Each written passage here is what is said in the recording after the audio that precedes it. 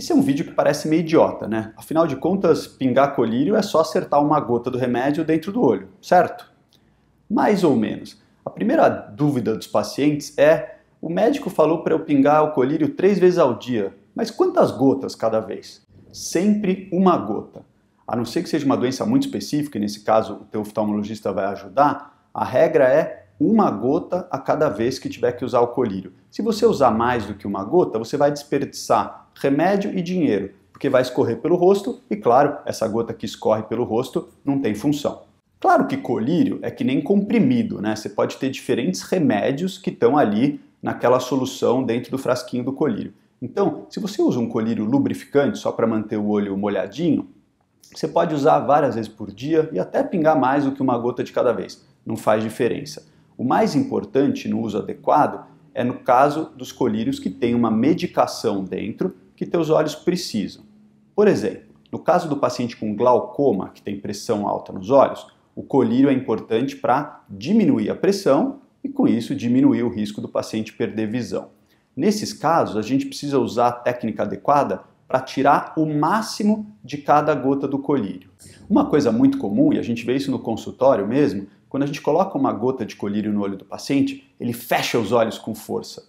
Isso, às vezes, joga uma parte do colírio para fora do olho. Outra coisa, alguns pacientes, às vezes, quando recebem a gota de colírio, piscam várias vezes, com a sensação de que isso vai ajudar a espalhar a gota de colírio pela superfície do olho. E nenhuma das duas coisas é muito boa. No mundo perfeito, quando você coloca uma gota de colírio no olho, você deve fechar os olhos por 10 a 15 segundos, isso basta, e só secar o colírio que escorre pelo rosto. Você não deve pegar o lencinho e apertar o olho assim, porque, claro, aquela substância vai chupar o colírio da superfície do olho e, de novo, o efeito do remédio vai diminuir.